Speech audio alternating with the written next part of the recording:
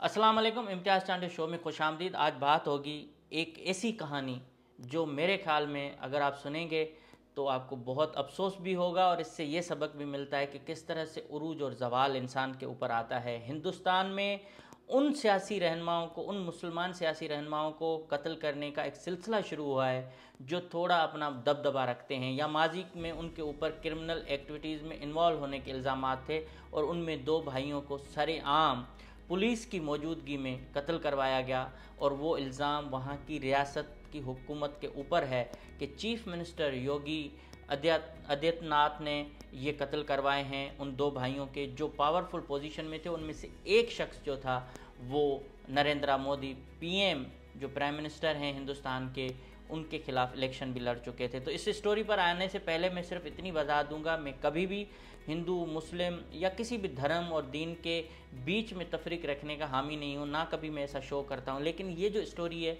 ये ऐसी स्टोरी है जिसने दहला के रख दिया है पूरी दुनिया को, स्पेशली इंडिया के अंदर। और पाकिस्तान में किसी जगह से मैंने ऐसी ऊपर उसके कोई प्रोग्राम नहीं देखा जिस तरह का ये होना चाहिए था। और इस तरह ये एक उरूज और ज़वाल की कहानी है। जैसे मैंने बताया, मैं आज उस पर अपना ओपिनियन दूंगा कि अतीक अहमद और उसकी फैमिली के साथ क्या हो रहा है, किस तरह से हिंदुस्तान के अंदर उनका घेरा तंग किया गया है और उनके पूरे ख़ानदान को उजाड़ के रख दिया है। उसके पीछे कौन है और क्या वजूहात हो सकती हैं। तो बाज़ाब्ता शुरुआत करते हैं। 15 अप्रैल 2023 यानी पिछले महीने एक फुटेज जो है वो बड़ी मंजर आम पर आती है। हिंदुस्तान के तमाम चैनल्स पर वो फुटेज चलती है कि दो भाइयों को पुलिस प्रिजनर वैन से बाहर लेके आती है और अचानक एक हमलावर आता है और उनके सर में गोलियां मारना शुरू करता है। सिर्फ एक नहीं, उसके बाद 3-4 और लोग भी हैं जो उनके ऊपर सीधे फायर करते हैं। दोनों भाइयों को हथकड़ियां लगी हुई हैं और वो कहीं जा भी नहीं सकते। एक तो उसी वक्त ही ख़त्म हो गया क्योंकि उसके ऊपर गोली आके लगी, वो थे अतीक अहमद जो मेन एक समझे कि शख्स थे, जो एक किरदार था, वो शख्स जिसके ऊपर ये कहा जा रहा था कि वो उसकी दहशत उस एरिया में ऐसी थी इलाहाबाद में कि लोग कांपते थे। और वक्त ऐसा आया कि उसको बेयारो मददगार करके कत्ल किया गया। ना सिर्फ कत्ल किया गया बल्कि 2 दिन पहले 13 अप्रैल को उसके बेटे को भी पुलिस ने इनकाउंटर में मार दिया था। अब बात आती है कि ये सब कुछ हुआ कैसे। अब उस हवाले से मैंने बहुत क्लोजली इंडियन मीडिया को भी देखा, उसके साथ खबरें पढ़ी और मैं इस प्रोग्राम करने पर मजबूर हुआ कि आखिर में इस पर थोड़ा सा अपना ओपिनियन दूँ, बात करूँ कि ये शख्स अतीक अहमद जो कई बार पार्लियामेंट के रुकन रहे, कई बार इलेक्शन लड़ चुके, जेल से भी इलेक्शन लड़ने की कोशिश की और उत्तर प्रदेश में ये अपना एक समझें कि धाका जमाने वाला शख्स था। इसने माजी में इसके ऊपर ये इल्ज़ाम था कि भाई ये क्रिमिनल था, ये गैंगस्टर था, इसने गुंडा राज किया, भत्ताखोरी की, मर्डर करवाए और उसके बाद वो सियासत में आए।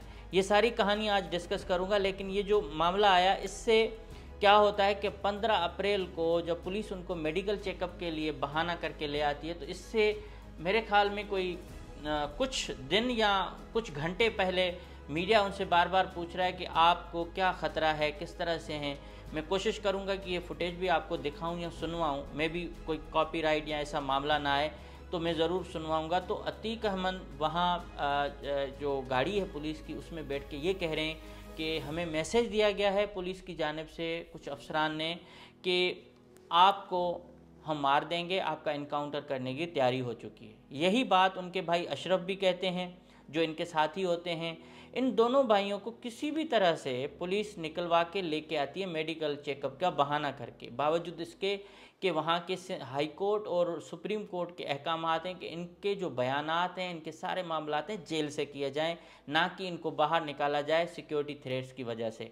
मगर इनको पुलिस जेल से निकाल के मेडिकल चेकअप का बहाना करने लेके आती है और उसके बाद एक जो ग्रुप है दहशतगर्दों का, जिस तरह से गुंडों का, वो बाहर वेट कर रहा होता है। उन्होंने पूरा प्लान किया होता है कि ये लोग जैसे आएंगे तो हम मीडिया के नुमाइंदे बन के उन पर हमला करेंगे। अब पुलिस इसमें किस तरह का किरदार अदा कर रही है वो मैं बाद में एक्सप्लेन करूँगा। पहले जो सीन है वो आपको बता रहा हूँ कि ये शख्स पुलिस की हथकड़ियाँ पुलिस उनको हथकड़ियाँ लगा के बाहर लेके आती है और उनसे मीडिया के नुमाइंदे सवाल करने की कोशिश करते हैं, और अचानक जो है इसी दौरान वो सिर्फ मुस्लिम लफ्ज़ निकालते हैं तो उसके ऊपर एक सर में यहाँ आके गोली मारता है शख्स, और उसके बाद पुलिस भागती है, सब लोग भागते हैं और उनको एक छोटा सा टुकड़ा बच जाता है जहाँ उनको सीधी गोलियाँ मारी जाती हैं। पहले अतीक अहमद को कत्ल किया जाता है, उसके बाद भाई जो उनके हैं अशरफ, उनको भी उसी तरह कत्ल किया जाता है। दोनों हथकड़ियाँ होती हैं, भाग सकते नहीं हैं, पुलिस उनको छोड़ के चली गई। और बड़ी इंटरेस्टिंग बात यह है कि इस हमले में किसी पुलिस वाले को कोई नुकसान नहीं हुआ, किसी रिपोर्टर को कोई नुकसान नहीं हुआ। अब जब गोली मार रहे होते हो, जब किसी को मार रहे होते हो तो एक फायरिंग का माहौल होता है, भगदड़ मच जाती है, लेकिन वहाँ जो कुछ देखा जा रहा है बहुत एक पुरसुकून अंदाज से वो कातिल उनको मारते हैं, फिर नारेबाजी करते हैं जय श्री राम जो भी एक करने की। और उससे इस वाक़े के बाद पुलिस पहले कह रही है कि जो है ना मुसलमान गुंडों ने हमला किया, बाद में फिर जब ये नारे आते हैं मीडिया पर कि भाई ये तो जय श्री राम के नारे लगा रहे हैं, तब जाके इनको थोड़ा सा फिर एक डिफेंसिव होना पड़ता है। पुलिस अपने बयान से मुकरती है और एक और रंग देने की कोशिश करती है। अभी हिंदुस्तान में जो रिपोर्टिंग हो रही है, ज़ाहिर है उसमें सबसे अथेंटिक जो एक इदारा अभी मुझे लगा है वो है बीबीसी ने इस रिपोर्ट को बहुत ज़बरदस्त तरीके से कवर किया है। और वो रिपोर्टर भी गैर मुस्लिम है, हिंदू हैं, जिसने ये रिपोर्ट किया, उसने सारे फैक्ट बताने की कोशिश की कि जो अतीक अहमद हैं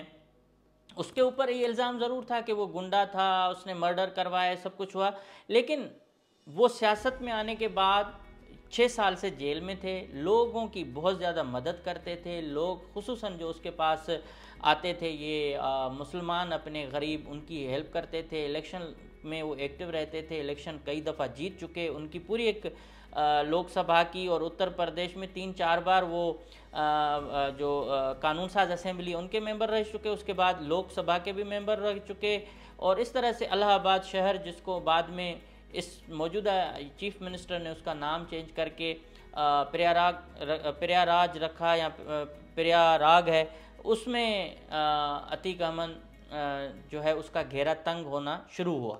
अब ये वाक़या भी बड़ा इंटरेस्टिंग है कि इसके बेटे अहमद को मेरे ख्याल में, अगर मैं गलत नहीं हूँ, उनको कत्ल करने के इल्ज़ाम में पुलिस 2 दिन पहले 13 अप्रैल को इनकाउंटर में मार देती है, जिसकी सीसीटीवी फुटेज आती है कि अतीक अहमद के बेटे एक एनी गवाह हैं अतीक अहमद के जो बेटे हैं असद, वो उमेश पाल को कत्ल करते हैं, उनकी सीसीटीवी फुटेज आती है।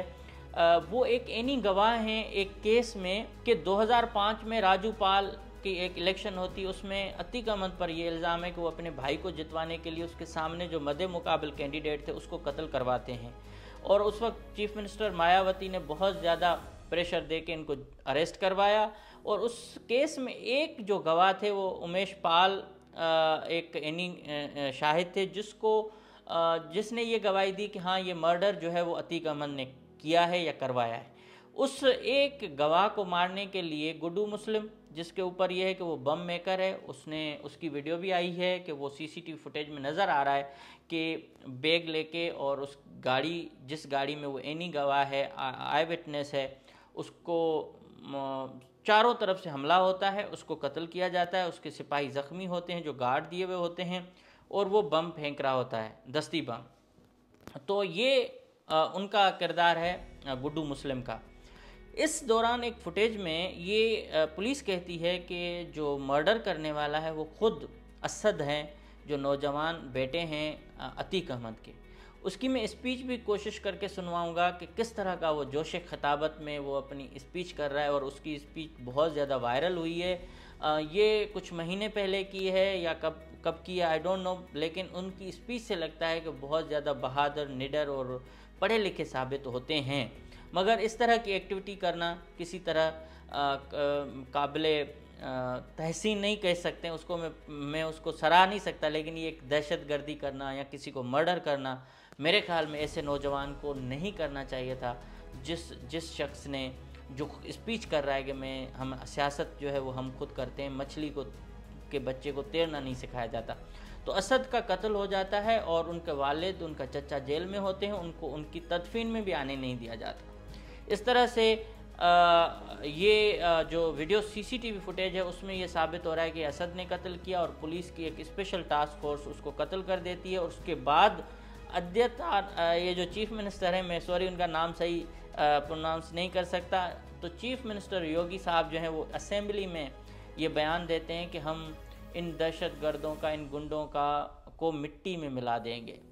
उस पर भी सवाल किया जाता है अतीक अमन से, और अतीक अमन क्या जवाब देते हैं, वो कहते हैं कि हम भाई हमारा गुंडागिरी सब तो पहले से ही ख़त्म हो चुका है, अब तो हम रगड़ा दिया जा रहा है, हम तो अब रगड़े जा रहे हैं और फैमिली पूरी ख़त्म की गई, सारा कुछ तबाह कर दिया गया, लेकिन अब जो है हमें रगड़ा दिया जा रहा है। और उस दौरान वो बार बार ये कह रहे हैं कि मैं जेल में हूँ, मैं तो बाहर आया ही नहीं हूँ, मैंने कोई साजिश की नहीं, तो मुझे क्यों कत्ल किया जा रहा है। बहरहाल उनके उस स्टेटमेंट में वो बार बार यही कह रहे हैं कि हमें कत्ल करवाया जाएगा, हमारे कत्ल की प्लानिंग कर दी गई है।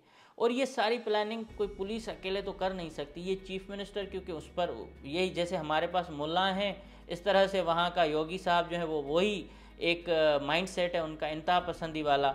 तो उन्होंने पुलिस को ये हुक्म दिया है जो इनडायरेक्ट, कि भाई आप इसको निकालें और इनको मार दें। तो पुलिस ने सारा खेल रचाया है।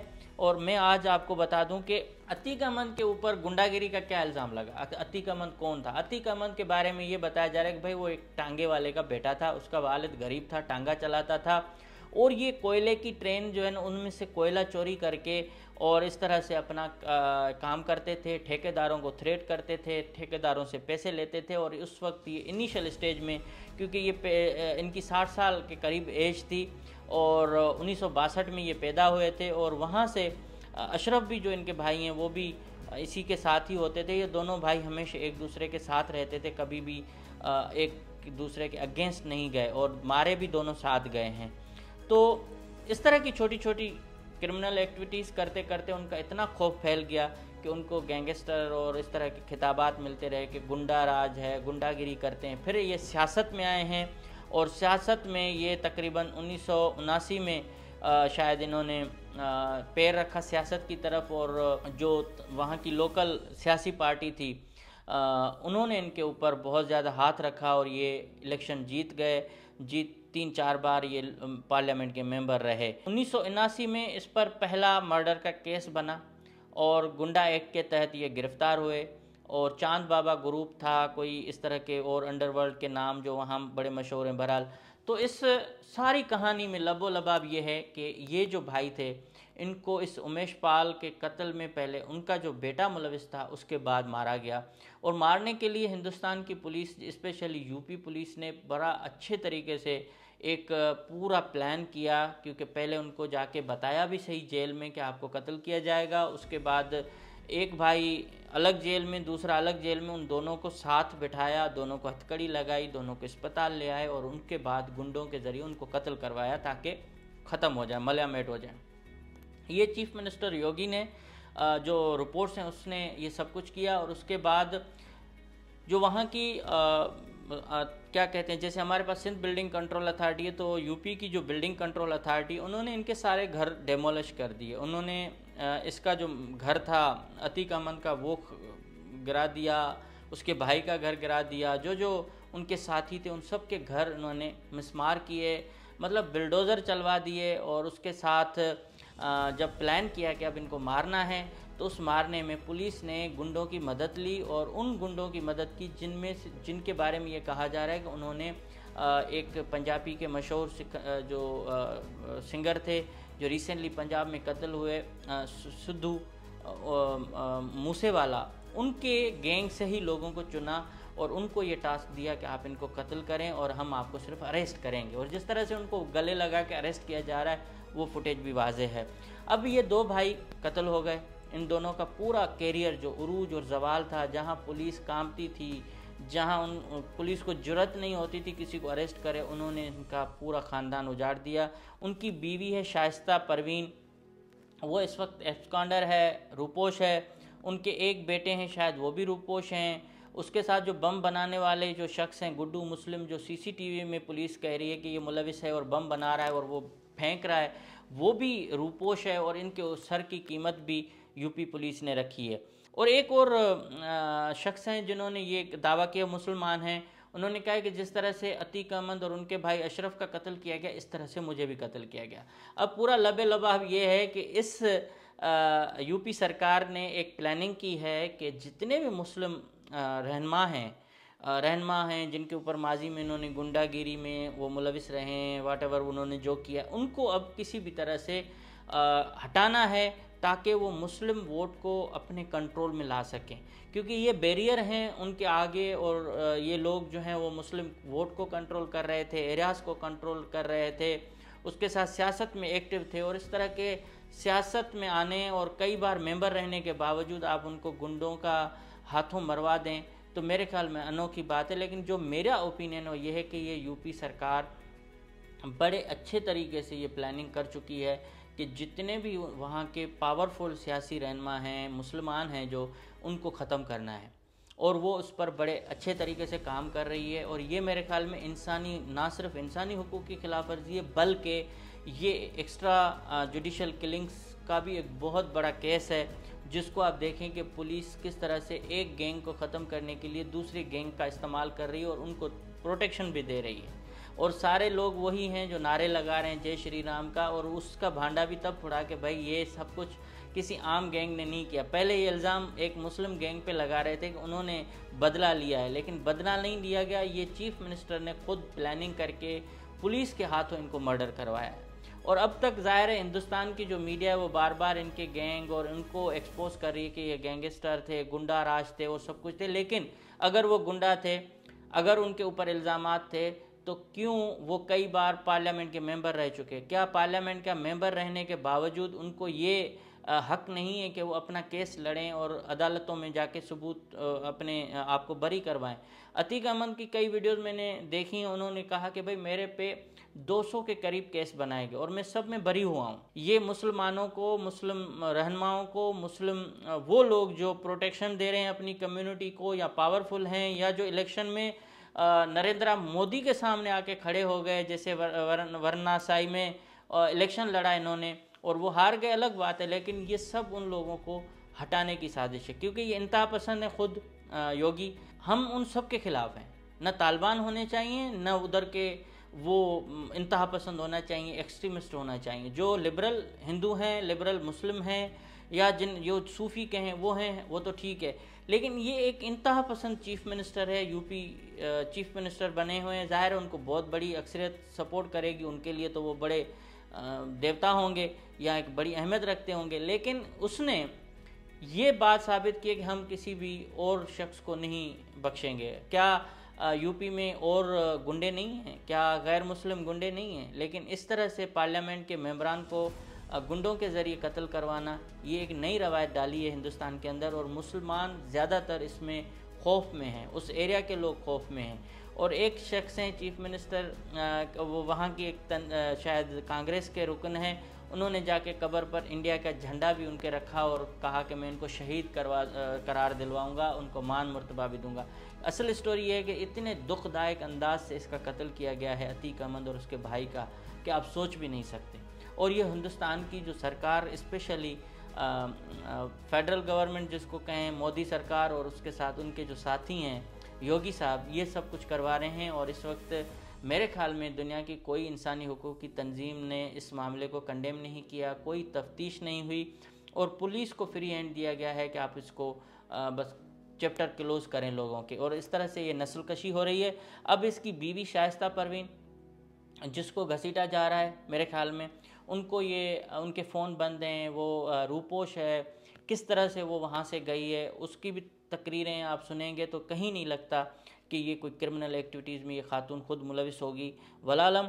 लेकिन अब उसके सर की कीमत रखी गई है। जो क्रिमिनल हैं उनको पकड़ें मारें वो तो अलग बात है, लेकिन जो ख़वातीन हैं स्पेशली, उनको भी इन्होंने मजबूर किया है फ़रार होने पे। जिन लोगों के पास दुनिया सर टेकती थी, दुनिया आके झुकती थी, वो लोग इस वक्त सर छुपाने के लिए इंडिया में भागे जा रहे हैं। उनको सर छुपाने की मोहलत नहीं मिल रही थी। अगर लियारी गैंगवार किसी को याद होगा तो लियारी गैंग में किस तरह से लोगों का उरूज और जवाल हुआ, ये इससे भी ख़तरनाक स्टोरी है। और मज़ीद लोगों को ये प्लान कर रहे हैं कि जो सियासी रहनुमा हैं उनको हम जो सियासत में हैं मुसलमान इवन, उनको कत्ल करेंगे, चाहे वो हिंदू हो, मुस्लिम हो, जो भी हो। लेकिन एक को अदालती निज़ाम है इंडिया का, बहुत कहते हैं कि अच्छा है, उनकी तो वीडियोज़ आ रही होती हैं। तो क्या यूपी सरकार को अपनी अदालतों पर भरोसा नहीं है कि वो इन क्रिमिनल्स का या इस तरह के लोगों का केस अदालतों के ऊपर छोड़ें कि वो अदालतें खुद सज़ाएं दें, बजाय कि उनको आप बाहर निकाल के बहाने बनवा के उनको मर्डर करवा रहे हैं। तो आज की ये स्टोरी थी, और आप खुद भी देखिएगा, थोड़ा रिसर्च कीजिएगा, और उसके बाद अगर इस स्टोरी से मुत्तफिक हैं तो ज़रूर अपनी कमेंट्स में आगाह कीजिएगा। और वीडियो पसंद आए तो लाइक, शेयर, कमेंट करें और चैनल को सब्सक्राइब करें। हम फिर मिलेंगे नए शो में और नए मौजू के साथ आएंगे। तब तक अपना ख्याल रखें। अल्लाह हाफ़िज़।